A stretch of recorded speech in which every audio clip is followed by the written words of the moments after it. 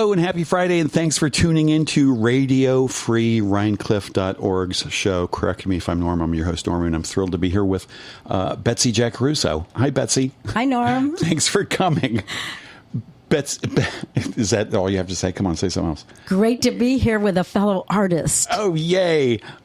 Speaking of fellow artists, one of the things I thought about, and I've always thought about, is I love your watercolors so much. I make watercolors. My kids all made watercolors. Everybody makes watercolors at some point in their life. Very few people make them as wonderful as you do. They're really special. Well, thanks. That's kind of you. It's not. People say that a lot, like, oh, that's really kind. I'm like, I'm not really kind. I'm just calling it how I see it. And they're really good. So let me just dive right into this. How long have you been making watercolors? I have been doing watercolor since my daughter was about 5. Okay. I became a single parent. Okay. And there was no space for me to do art. So that's when, after I had been painting for a few years, I went back to watercolor because I could set up on my coffee table. Right. And easy cleanup, no toxic fumes, and I could get my mitts back in the creative process. And you said you'd been painting. I mean, you've been painting oil on canvas? Yes. Okay, so I was a drawing major, but I also painted in oil and love to do printmaking and sculpture as well. But mainly I had painted in oils before that. And you were drawing major where? Pratt Institute. Graduated in 1979. Second time back at school. First time around languages because everyone said, well, you can't study art because you can't make a living. And you thought, languages would be much more practical. Well, I loved languages. I loved French. I loved Spanish. I loved other cultures. I liked to travel. So, and I thought I'd find a way to squeak the art in somewhere. And where did you study languages? Spent a summer. I actually went to Dutchess Community College first. And great place.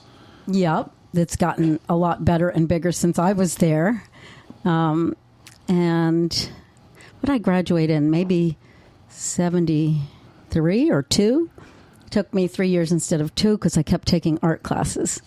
I love that. And then I went off to Spain to live with a family for a summer. I studied Spanish also at Dutchess. And are you fluent in Spanish?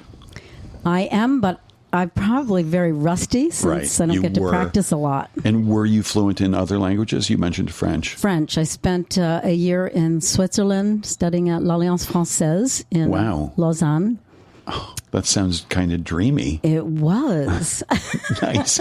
And at that point, did you think you might pursue a career in languages? And if so, what does that look like, that kind of career? I guess I never got to the point where I figured that out. I met my first husband. Well, there was a lot that went in between there, but... We still have most of the hour left. Don't edit. I'll have to edit myself as well. Okay. So, yeah, once I met Brian Hamill, who was a photographer, and ended up in Brooklyn. We lived in Brooklyn in Park Slope before it became fashionable, a neighborhood where... he grew up in a poor neighborhood. But anyway, his brother Pete Hamill, who was a writer, had also gone to Pratt and had encouraged me with my art because he was an artist as well as a writer. Oh. But that sort of was what inspired me. He would always give me these gorgeous art books of different scrumptious artists every holiday or for my birthday. He gave me the drafting table I'm still using at my gallery and studio now and encouraged me to go back to school. So I enrolled in Pratt and absolutely loved being in the arts. What an amazing story. And so it sounds like this guy Pete was sort of instrumental in helping you to follow your dreams. He was. That's the best. I owe him I have a lot of fond memories, and he was a brilliant guy, but he always found a way to help anyone around him. he was pretty amazing. That's great. Yeah, that's a special kind of living saint, somebody who helps people achieve their dreams.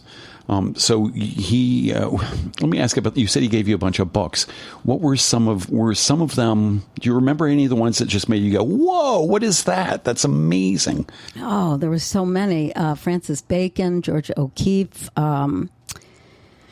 Let me think. Now, Francis Bacon, I'm just going to sit on that for a second because that is so different from anything I've ever seen come out of your mind and onto the canvas or paper. True.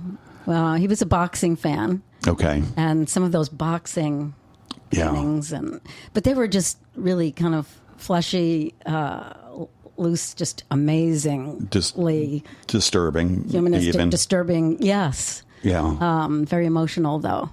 Right. Yeah. Huh.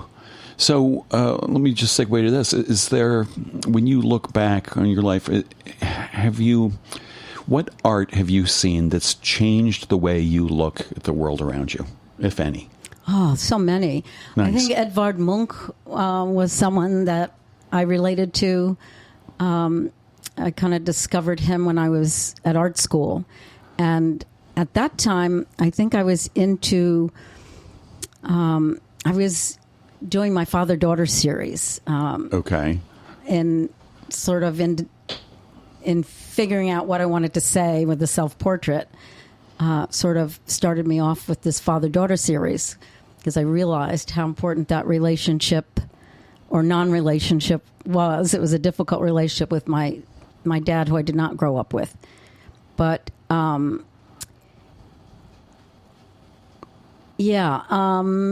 so Edvard Munch sort of, it kind of related to some of the things I was trying to express. Okay. Some of the fear and, I guess it was a lot of fear. Yeah. And I'm only thinking right now, I know I've seen more of his work than this, but that famous piece, The Scream, right? That's him, right? And it's just packed with fear and anxiety, and it's a very sort of viscerally moving piece. And so did that affect what you were doing at the time? When you saw that, did you start to have that as a goal to do something that... I think it just got me more in touch with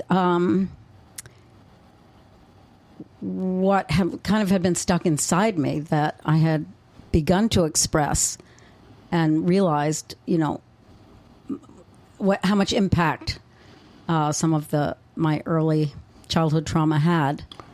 And expressing it through my art was very, how should I say it, cathartic, but it was giving me freedom because,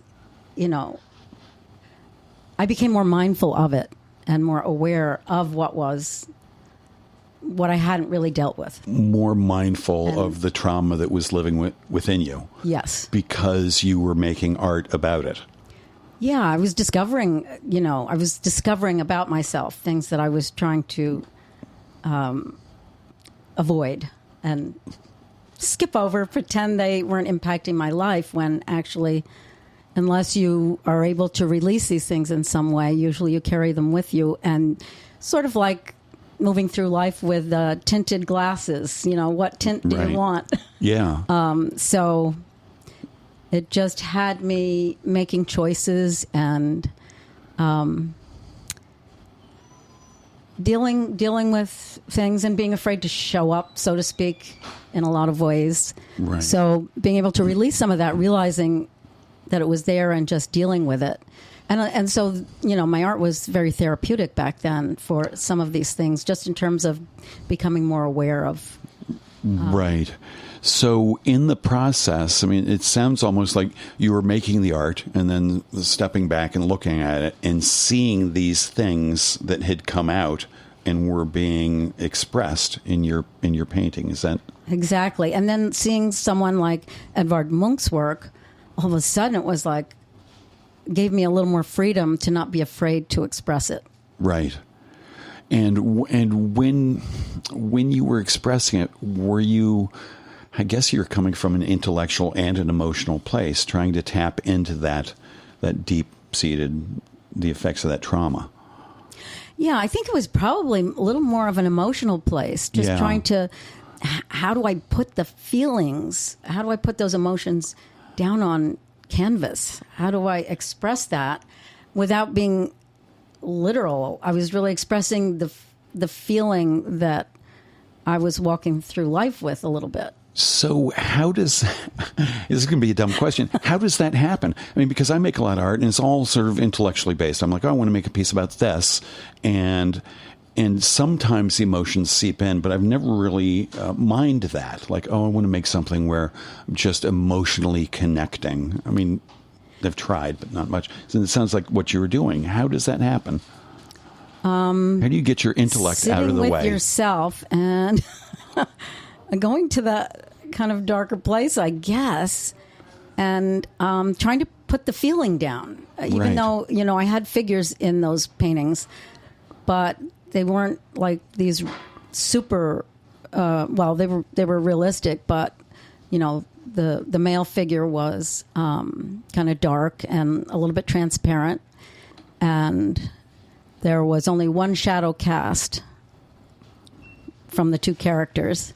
Because I hadn't grown up with my dad. So it was like, obviously I was a bit obsessed with wanting to have more of a relationship with him, or something more positive at least. And not being able to let go of that, but yet he wasn't there. That relationship was not a stable relationship.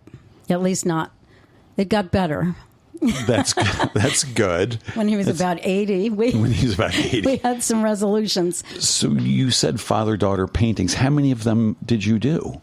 I probably did a series of about maybe 10. Okay.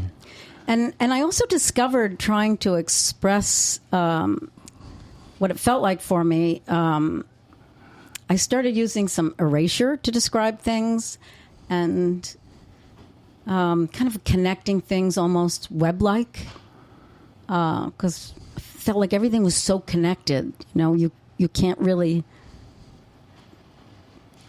get out of it. Right. You have to. And so erasure, you're painting in oils, I guess. So the erasure takes place with a palette knife, or? Yes. On the oil paintings, I used a palette knife and kind of scraped these lines that intertwined and connected the two figures. And all of a sudden it becomes... So it was sort of... Trapped was the title of one. What was that? Trapped was the title of one. Uh-huh. Freedom from Fear was another. Oh, my goodness. And then the drawings that I did ended up using a lot of, pencil, charcoal powder, and the figures were done with erasure. Right. So it sounds like there's enough drawing mixed in with the painting. Yes. Yeah. That's great. Now I saw the one in your gallery, and it's a beautiful piece, a little bit disturbing, but it really immediately affected me emotionally. It was a strong piece.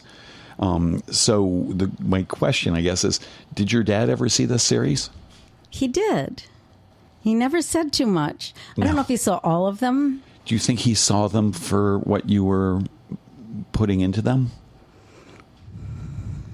It'd be hard to imagine that he didn't. But he was an artist also. I kind of confronted him later on. We never really talked about the paintings. Right. It's interesting. We just didn't. And he didn't... We had a show together, actually. At my first gallery, I decided he and my mom didn't get along. They weren't really right for each other. But they didn't really even speak, barely. And I got really brave this year. And, of course, I asked them ahead of time. But I decided I wanted to do a show with both of their works. And I think I put a few of my pieces in, too. Nice. So, kind of like a strange family affair. But it was a positive thing. And where was that show? That was up at the Chocolate Factory in Red Hook. Nice. How long ago? Oh, boy, that must have been like in 2000. Could it have been 2006? Uh-huh. Well, I'm sorry I missed it. So you said you finally confronted him, and he was in his 80s or something, and shared with him, like, hey, Pop, you created all this trauma inside of me. It was not good. And what do you have to say about that? Well, I didn't really say it that way. Well,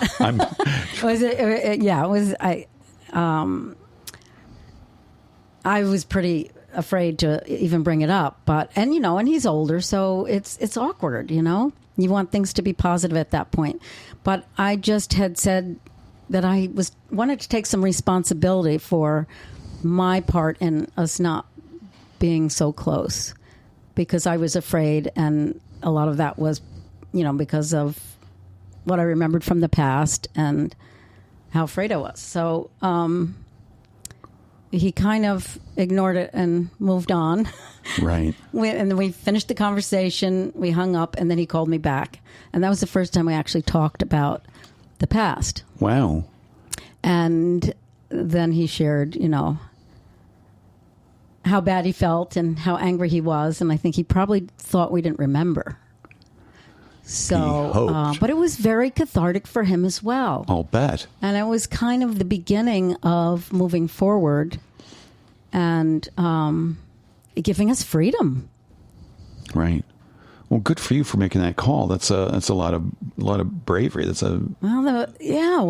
got a lot out of it. So it was good. And it sounds like he did too. Yeah. Well, cheers. Here's to that. I'm toasting you because we poured these drinks just before the show began. Okay. We usually wait. Tell us what we're drinking, Betsy. This is delicious. I have to have a sip first. Yeah. This is one of my favorites. It's my own version of a Cosmo. Grey Goose vodka. Uh-huh. I probably make it a little more like a martini. It's kind of strong with fresh lime juice. And this is, instead of cranberry, I pressed fresh pomegranate. Oh, wow. And there's some pomegranate seeds in the bottom. And what is a it? little star fruit on the edge. It's a beautiful drink. So when you really need to look forward to a little treat and a little escape, I'll make that. Yeah, it really is delicious. Thank you so much for bringing it. You're welcome. So,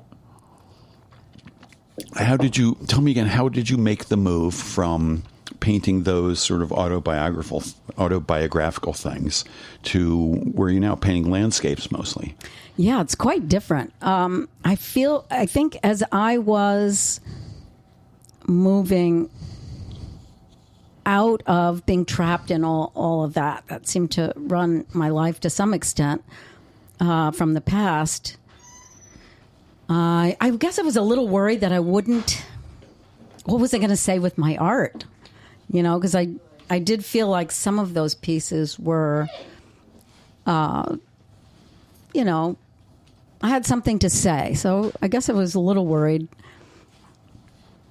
that what am I going to say, that has some depth to it. I started painting flowers. I painted a lot of botanicals for a lot of years. And I think I always tried to put some of my own human expression or just human expression in flowers. I used to get anemones and pick the crooked ones. I would take time picking every flower out to get the expression that I wanted. Sometimes I'd do a portrait with one. Like a portrait of a person with one flower? No, just a portrait of the flower. Gotcha. Was more like a portrait for me as I painted it. But and then I would do big paintings with, just lots of flowers filling everything. And then I segued at some point to landscapes. I still love to do botanicals, but I've been into atmospheric landscapes. I like the mood it creates, the subtlety, the softness, and I try to figure out why I like that so much. I like the peace I get from it, but I like distilling my subject down. So I feel like when I'm doing my most successful landscape painting is when I'm doing the more abstract ones that are very condensed and I'm really trying to capture the essence or the feeling of an essence or a feeling rather than the detail. And that's what makes you feel they're more successful when you've captured that essence and that feeling. Yeah, and I like what I've come to love about watercolor is being a little bit on the edge of my seat with it. It's not an easy medium, and it's hard to control. But I kind of like being on the edge of that when accidents happen, or and you have to respond to what's happening on the paper in a short amount of time. And I love it when I can do something and really capture a strong feeling and essence. Right. Now, when I make art, and when I was painting mostly, or actually anything I do, mostly I'm not sure how it's going to turn out. And I love that. I love that. One time somebody said, "Oh, I love that painting. It's too big. Can you make a smaller version?" I did. It was so boring because I knew how it was going to turn out. So I dubbed that for me this gambler's mentality. Do you feel that it seems like you do when you're making a watercolor? Yeah, definitely. And that's why sometimes I do like to paint big. And I like to stand up and, really be on the edge of it in a way. Roll the dice. Yeah, roll the dice. And it's not about, I'll have a reference. I mostly paint for my own photos now in the studio, but I like having a reference, but not copying it. Just trying to capture the essence of it more. And right. Now, does that gambler's mentality, and calling it this, seem to really resonate with you? Does that show up in other parts of your life, or has it historically? Maybe in terms of how does that show up in other areas of my life? Let me think. Yeah. I get bored easily, I suppose. I like a little diversity. Right. So I might be a risk taker. And if things get too the same or dull, I'll be apt to take a risk. Like, the last show at the gallery, I decided to work with a curator. Right. A local guy, an artist, Todd Pavlisco. It's a gorgeous show, beautifully curated, and looks great in your space. Thank you. It was really fun working with him. He brought the artists together that we showed. And they're all three very diverse. But it was a little different for my gallery. Right. And, I like shaking it up a little. Yeah. And it was, just really fun working with him and doing something a little different. Right. So that's good. And what about other realms, like, say, music? Have you ever been musical? I love music. One of the things that brought me together with, or at least we had in common with my present husband, Dave Foster, who's always been a big supporter of my art. And it was, there were a couple artists that we both loved. Roy Orbison was one. And who's the other now that I'm... Have you ever heard of Jerry Murad? No. Yeah, the Jerry Murad. I think he's from Milwaukee, of course, and he had a group called the Harmonicats, and it was an entire harmonica orchestra, and they all played the harmonica. And no way. Your sister gave me this bag, which I'm now sliding across the table. It's your collection of harmonicas. It is. And I'm springing them on you. You have your sister to blame. I can't believe that. And yeah, I thought, why is she not telling me why she wants these harmonicas? Yeah. I thought maybe she was going to take them to the nursing home and let my mom and all the other people maybe play them. I thought, I'm going to figure out how to clean them after that.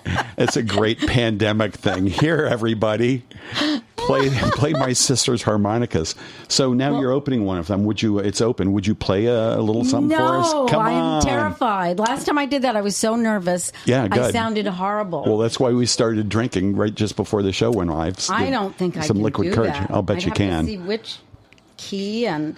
Well, that's the Marine Blues Band harmonica, I believe. I can't do that. Yeah, you can. Crazy? No, please. We have 12 listeners.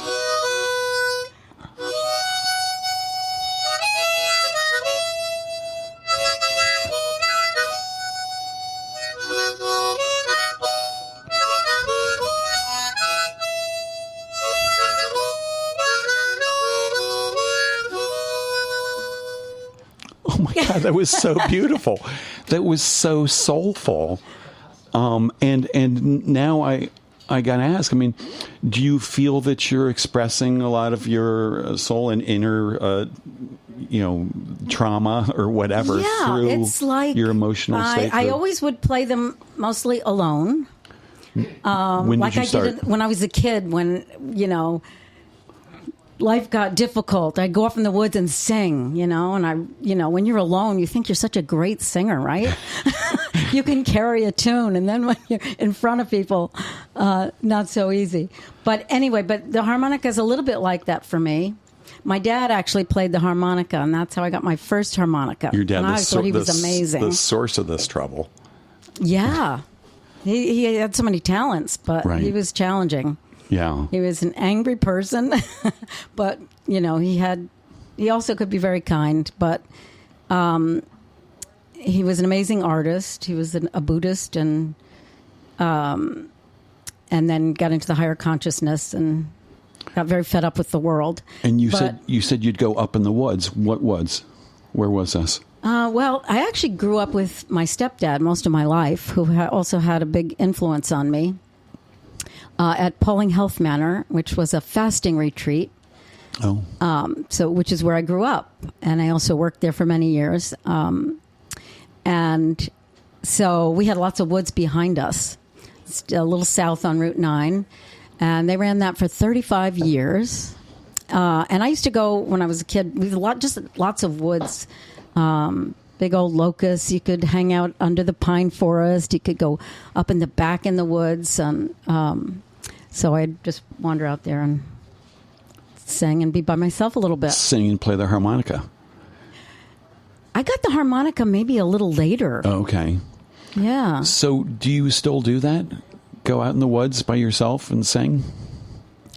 I don't. I should try that again. I'm no life coach. I do like going out in the woods, but Yeah, might as well. And where would you go, Ryan, if you were going to do that? Because you live right here in the village of Rhinecliff, right? So there's no big forest that you can... No, but you could go down to the river. Not too far. And also, we have so many places. You could go up to Burger Hill. You can go to Ferncliff Forest. Sometimes I'll go to Vanderbilt and walk. Right. Where else? I love the idea of you wandering into the woods. I think I should try that more often again. Yeah, this spring. Yeah. And also, can't wait for spring. Also, not sure you saw this, but your husband Dave, who's milling about outside the Nook here at the Epicurean, when you started playing harmonica, he whipped around and just was filled with love and surprise. Really? Yeah, it was a beautiful look on his face. I surprised him, I guess. Yeah. Well, so that sounds beautifully meditative. Do you do anything more traditionally spiritual? Do you meditate or? I do. I can't say I do it on a regular basis. I feel like, I do. I feel like my art is my meditation. Yeah. I do participate in some healing workshops, and that always regrounds me and gets me back to some meditation forms and gets me refocused. But I really strongly feel that painting for me is my meditation. I'm in a zone, and I tune other things out. It's like a different space. It's a great space to be in. Saved me, going through the pandemic. I think the two things that really helped a lot were my Pilates classes and then painting. Right. So I did a lot of virtual classes. Zoom. I taught, watercolor classes on Zoom. Oh, that's lovely. And you just get in a zone when you're doing it. And when you're in that zone, that Zen-like place is when you're doing a better painting than other times where you're not quite as zoned in. But and how long do your paintings take you to complete? It really varies. It depends on the style. Sometimes when I'm doing demos for classes, I will tend to pay a little more attention to detail and not get quite in my zone-like place of more abstract painting. because they're looking for something a little different.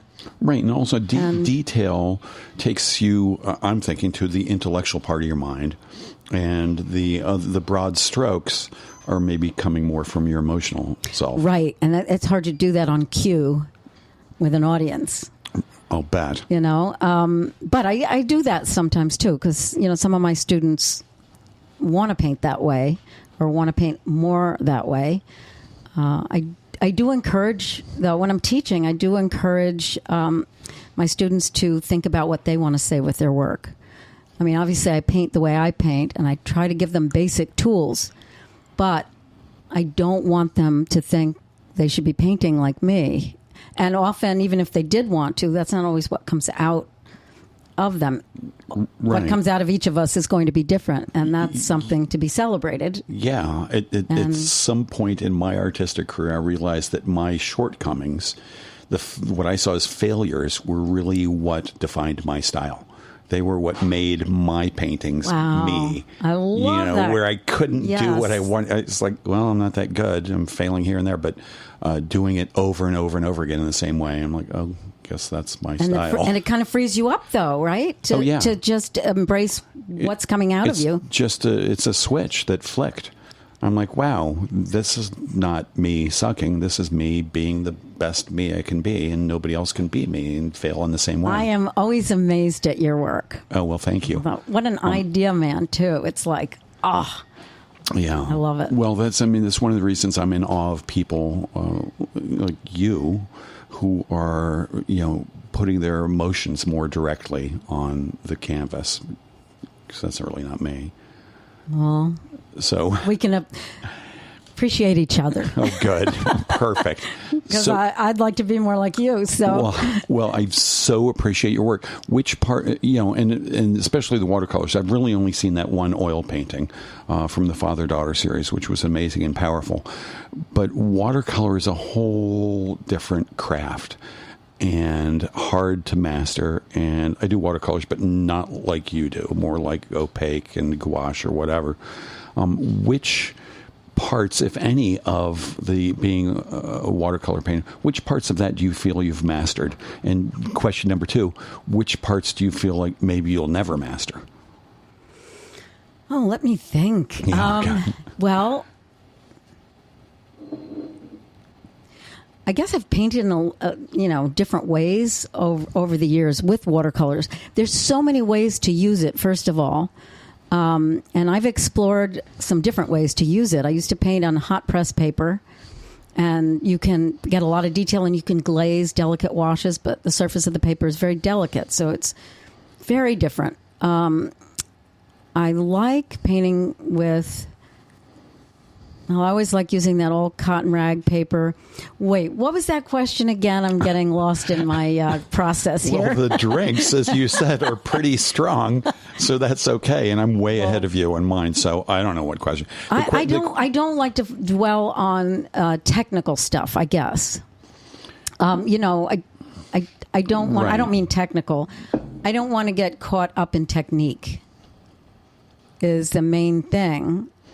I like to use wet on wet a lot, but I like to combine it. And I also, I'm always sharing with my students that you don't want to think about the correct way to use something. You want to be messy, and you really want to explore and make mistakes, and that's how you're going to find a process that turns you on, and you're going to discover things. And if you're trying to control everything, you might miss a lot of exciting ways to use the paint. Okay, well, that thought was 15 seconds. That's everything. I mean, that's the class. That's all you need to know about making art, really. Is you just need to explore and figure out what's right for you and do it. Yeah, it's all about process, and breaking the rules, I think, is really important. Not to think about. I guess I look back my earlier years with watercolor, and you hear so many things like, "Oh, I thought that the ultimate would be the transparent watercolor, to paint like the old masters, or the Transparent Watercolor Society of America." There's some amazing talent really? there. There's a thing called that? Yes, yeah. Not easy to get in, and there's amazingly talented members. The Transparent Watercolor Society of America. Yes. So not that that's bad, but over time and exploring what I wanted to say with my work, I decided I loved working with the paint thicker. I liked using white. I like to tint the colors. More opaque, less transparent. I like combining the two. Right. Because one, I feel like, really sings against the other. Right. So I kind of like to mix it up. That's great. So I'm going to guess that you're not a member of the Transparent Watercolor Society of America? I'm not. I'm not that good. I guess I'm happy to hear that. Well, also, it sounds like they'd look at your stuff and be like, look at all this opacity. We can't have her. There goes the standards. She's not playing by the rules. I'm sure there are other groups I could join, but and one of the rules that I hear all the time about watercolors, and I hear this because when I paint with watercolors, I bring out my big tube of white and slap it right on the paper. People are like, oh, well, you shouldn't use white. Real watercolorists never use white. Yeah. See, these are the things that make you crazy. Although, for myself, I tend to, when I want something really white, if I want it to really pop, I will save the white of the page. So I don't usually use white for white, usually.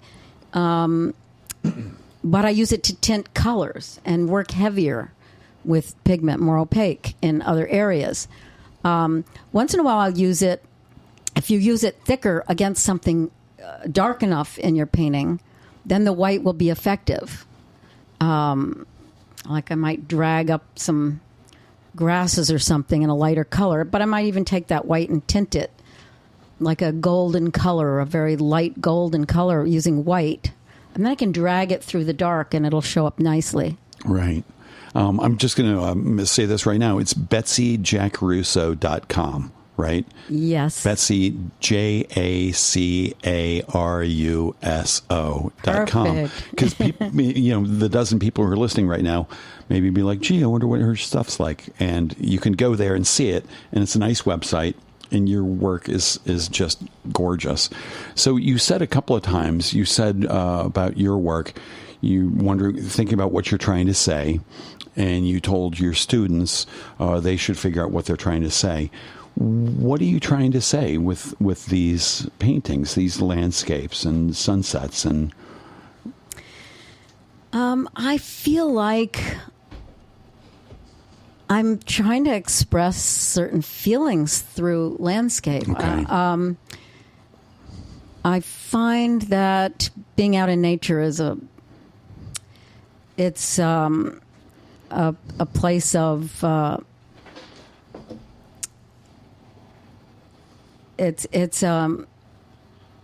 just a beautiful place to be. And I mean, I have so much appreciation for the beauty of nature and the world around us, and it is such an escape so many times.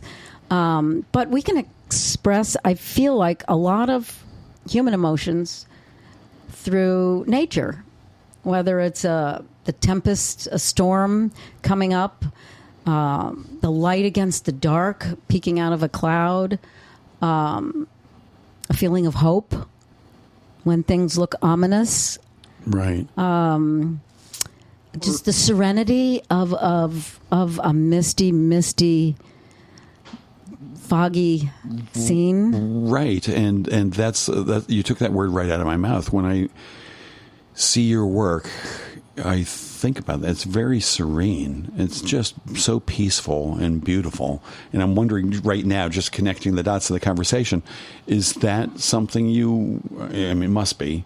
It sounds like you had sort of a turbulent upbringing, and there was not a lot of that. And now you're making this beautiful, serene scene. And the world is a pretty crazy place. It is, and you're especially making right it now. So I think we appreciate those things even more. And so, for me, it's like I'm just drawn to it. Yeah, Right. and so I guess I have kind of come full circle. That's good. Well, so do you have favorite paintings you've ever made? Let's see. I do.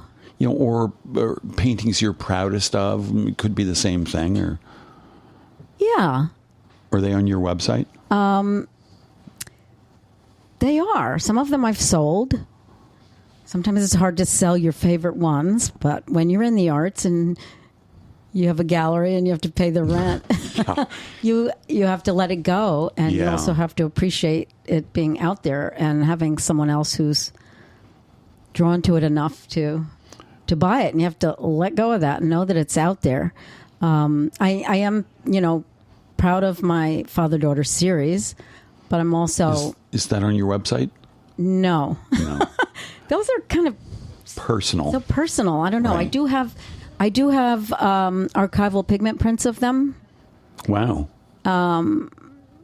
Maybe not all of them, but some of them. But yeah, I have a lot of favorite paintings on the website.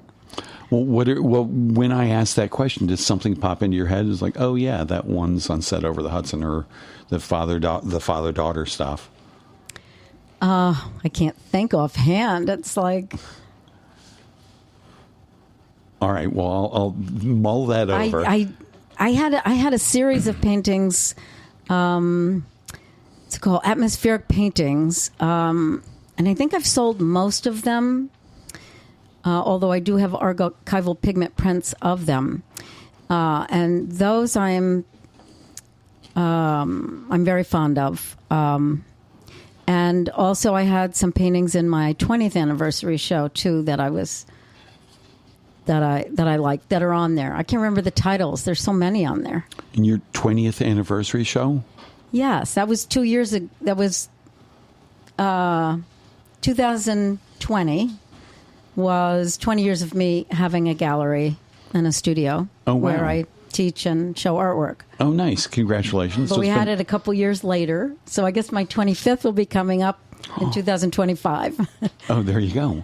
And originally your gallery and studio was in the chocolate factory in Red Hook? Right. And now it's in the courtyard in Rhinebeck? Yep. Now, were you born in Rhinebeck? I came to Rhinebeck, I think it was 1959. I think it was a few years after the Kingston Rhinecliff Bridge was built and opened. Wow. And, so I was 6 or 7. Yeah. And where did you move here from? I was born in Petersburg, Virginia, lived in St. Louis, Missouri, outskirts, before we moved here. My mom and dad split, and she and my stepdad got together, Bob Gross, who I grew up most of my life with and have very fond memories of. They bought this old mansion, Poling Health Manor. Uh-huh. And what is it now? We moved in, started fixing it up. It was Belvedere. Right. The Rabracas owned it, and they fixed it up some more. And now I think Andre Balazs bought it. Yeah, Uma's ex. And yes, and I used to hang out with Ava. His mom took art classes with me. Right. And I used to play harmonica with her. She's an amazing pianist, jazz pianist. Right. And so anyway, yeah, just a connection there that I... remembering her very fondly. That's so sweet. Thanks again for playing harmonica for us. That was so gorgeous. So the place, the old Belvedere, for people who've been here a little bit, will remember that, was a fasting retreat. It was. Back then, my parents were way ahead of their time. It wasn't a fancy spa, but people came with some serious health conditions. I remember someone coming in with arthritis so bad he was in a wheelchair and walking out with a cane after, I think he stayed with us 3 months or 4 months. We had some people, famous actors come to clean out, quit drinking, lose some weight for whatever show they were in. So we met some really interesting people there. Cicely Tyson, Grace Bumbry. It was pretty fun. Anyway, so people fasted. They ate for 4 days. They might have ice water, hot water. Once in a while, they'd have a little lemon water. Oh, baby! If somebody got a headache, because you're cleaning out, then we'd give them an orange. Some people, if they were too sick to do a complete fast, a water fast, then he would put them on broth, or depending on the nature of their illness, he would adjust to a cleansing diet. But right, and then they'd break their fast gradually with fresh fruits and vegetables. So I pretty much grew up vegan early on. Are you still vegan? Unfortunately, I'm not. Why unfortunately? I am a vegetarian, though, all my life. My daughter's vegan. Nice. I guess trying to fit in over the years, I started, you have a boyfriend and you're trying to make something for them that they like, so you'll be accepted. It's like, bring on this Stilton. So you start Fine. throwing in I'll the have dairy Stilton. and the richer things to... And is your husband a vegetarian as well? Unfortunately, my husband is an avid carnivore. Unfortunately. I just never fell in love with a vegetarian. Yeah, well. But, we have a lot of compatibilities outside of that. Good answer. He's standing right behind you. Oh, by the okay. way. Yeah. I have to be careful what I say then. Yeah. So the idea of the fasting was basically a detoxification kind of thing? Yeah, you're cleansing the body, and in doing that, you can, we don't give our bodies a chance to rest very often. So, so it gives you a chance to your body to rest and make repairs. Right. And then you feel great after. You feel so clear. You're clear-headed. You're, of course, if you have any weight issues, you lose a few pounds, that feels good too. And then you get it's almost like a reset, then you can get back to a better regimen, a better way of living every day again. Right. Do you still do that? Do you ever fast? I haven't fasted in a long time. I'll do juice cleanses, but... That kind of counts, no? Yeah, absolutely. Anything helps. It's hard when you're working 24/7. Ideally, if you're going to do a true fast where you're just water, even if it's a few days, the idea is to rest as well. So the whole point is to give the body a complete rest. Yeah. And a lot of us don't have the time. That's why it's easier to go away somewhere to do that, so you can just laze about. Laze about. Nice. Well, I'm not fasting, so is there any chance I could get more of that cocktail? Absolutely. Thank you so much. All right. A couple of friends suggested questions. Your sister suggested that I ask you about the nickname Betsy Wetsy. Oh, my goodness. She's a troublemaker. She is, isn't she? Well, my real name is Elizabeth Ann, but everybody always called me Betsy. It's but strange. Then I got teased a lot. That's a Betsy nickname, Wetsy, but it's a which I hated. Accepted name for. She told me. I did get so I had to bring up. Betsy. Well, that's what big sisters are for, right? How much older than you is she? She is. I think this is she Debbie. is 9 years older. Yeah. Well, there you go. Yeah, I could see that. 9 years older. She's like my big little sister. Yeah. Because I look up to her. Do you? Yes. She was great. So she was... I was sort of like a surrogate mom often growing up. And she was right here in the Nook at the Epicurean about a month ago or a month and a half. And she's sitting where you are. She's a master. She is a master at... She's great. She has this amazing diction. I was listening to her this morning on CBS News Radio.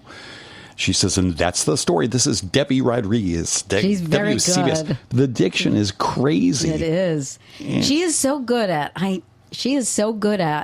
If you go to ask her questions, she's very good at turning it around and. Well, she's a professional. That's her job. Asking you questions. She's very good at drawing people out. Yeah. As are you. Well, growing up, you have another sister too. Was there sibling rivalry in the household?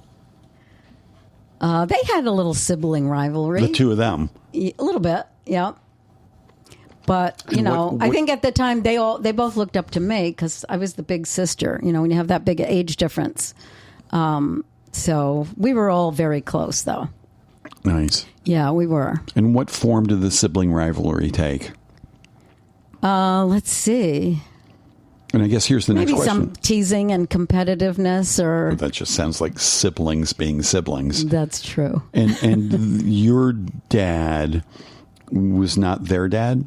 No, Okay. their dad was Robert Gross, my stepdad. Again, I was close with him because I grew up with him since I was 6 or 7. Which is Worked for him for a lot of years, and which was when you moved to Rhinebeck Yep. when you were 6 or 7. So that fasting retreat was your mom and her husband, yep, her second Joy husband. Gross and Bob Gross. And so yeah. you grew up with them, and eventually they had 2 more children. They did. They did. There you go. And how did they meet? How did they what meet? How did they meet? Yeah. They met, let's see, they met at the Natural Hygiene Society. They were Now, all you're into, my mom had psoriasis as a kid really badly. She was humiliated because it was so bad. She'd be bleeding. Her teacher was horrified, sent her home from school, and it was traumatic for her. Her mom discovered natural hygiene and this way of vegan living, actually, and she totally cleared her condition up. Wow. I also have psoriasis, which I've inherited. I got it. Really? But Yes. you can control it with diet. Stress is a problem. Yeah, The well, alcohol probably doesn't help. I went online. It said, well, you should stop drinking. I'm like, well, I guess I'll have psoriasis. and of course, the sun is nice. Yeah. Meat aggravates it, but then so does caffeine. Yeah, it's all good things. So, but you know, some people have it worse than others. But anyway, so they met at this. My mom was secretary at this National society. Hygiene Society. Right. It's called something different now. They're Yeah, still running. I forget and Debbie my said dad what it was was. the doctor and one of the speakers often, and he was very much involved because his first son had some health issues because of how he was born in the hospital or whatever. Anyway, they had that in common and fell in love and had this dream of starting a business in that field and helping people. And where were they when they had that dream that led them to Rhinebeck? Because it was St. Louis. Yeah. Okay. That's a strange move from St. Louis to Rhinebeck. And my mom's family was more from the South. Family in Kentucky and Virginia, North Carolina. And somebody told me your mom But- was sort of an early reproductive rights advocate. She was just always naturally, I think, for women's rights. And she was always a thinker. And, you know, I guess you can't be afraid of being different. You know, I mean, when I was growing up, just being a vegetarian was really weird. Yeah. I was known as a cheap date, though. Because in restaurants then, you'd have to go to an Italian restaurant. Tater- And then sometimes you can't get sauce without meat. Tater tots Well, I and would some get the iceberg side lettuce. salad and a baked potato. Or Cheap date. But vegetarians can drink, right?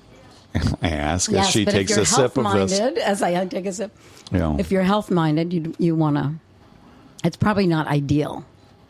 No, it's not. It's poison. Alcohol. It's I don't believe it's so good for you, but I do enjoy it, and thank you for bringing and this it drink. can take a little stress off here and there. Yeah. So you graduated here in Rhinebeck High School? I did. Class of 70. We're Class of about to have our 1970. 50th plus 2 reunion this June. 50th plus 2 because you didn't have the 50th on account of the pandemic? Right. Nice. Yeah. So I'm going to have graduated my in 70. 60th plus 2 birthday Oh, in cool. March. Yeah. Oh.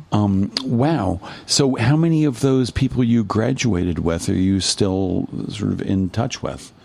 More than Quite sort a of, few, even though we don't always see each other very often. And the nice thing about the reunion is that, you know, I'm on the committee. And so, you know, you reconnect a little more before the reunion. Yeah. But you have a conversation here and there, or somebody will pop in the gallery and we'll catch up on things. Right. There were 70 in our class. A lot of them don't live nearby, but there's a number who do. Right. So you're on the committee, so you're seeing the addresses of where everybody lives.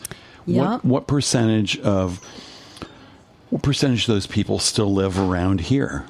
Oh dear, I'd have to figure that out. Just off maybe like 20%. Oh, that's not so high. No, some are in Florida. Some were here for a while and then Retired to Florida. right. But some have been there a while. Some are in North Carolina. Some are. I got to take a look at that list a little closer. And you said retire. Will you ever retire?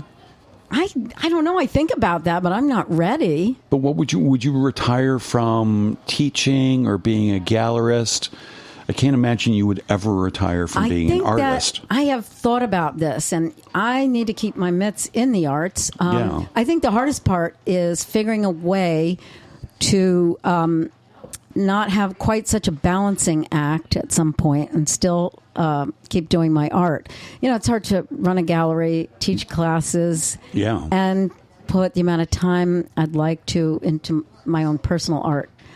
So that's the hard part. But for right now, I feel like I've worked so hard to be where I am. I'm not ready to step down yet, and I still feel good. So Right.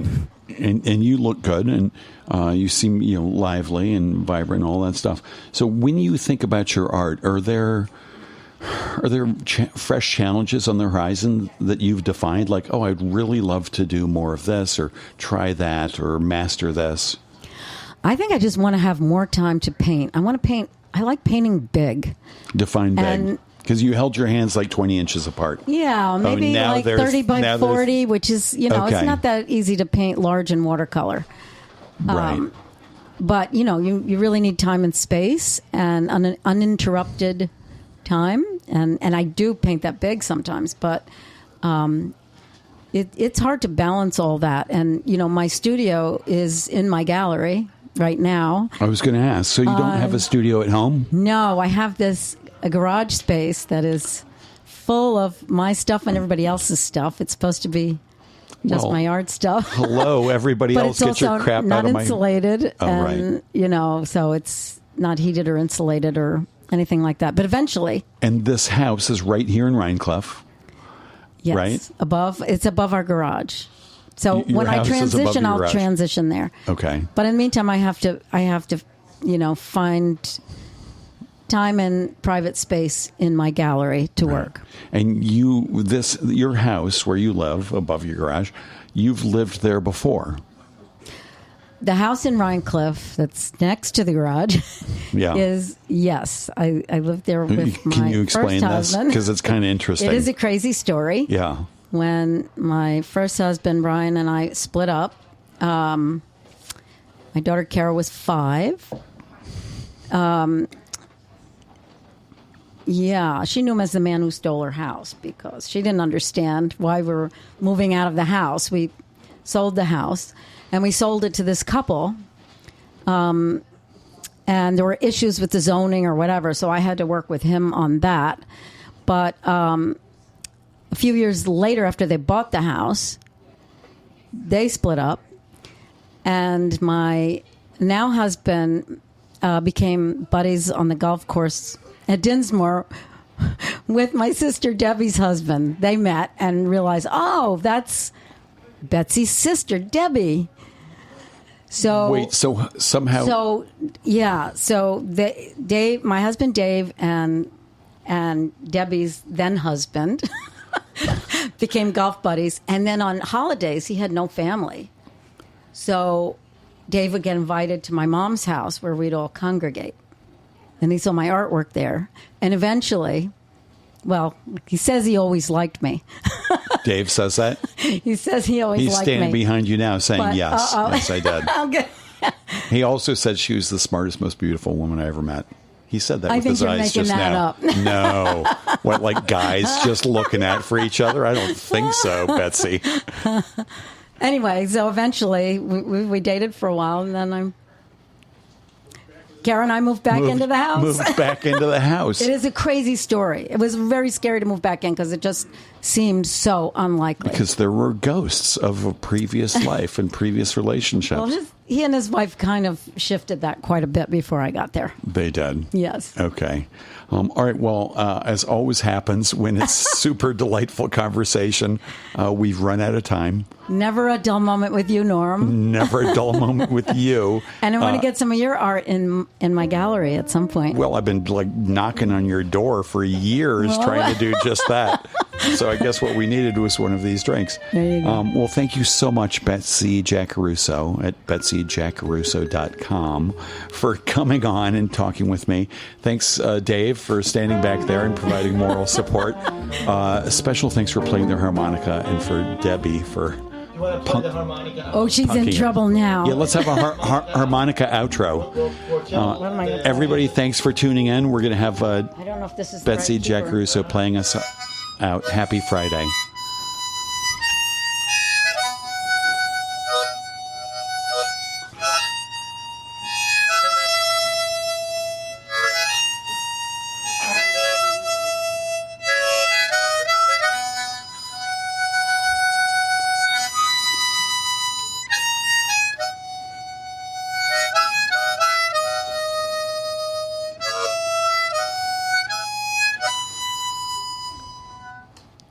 Yay.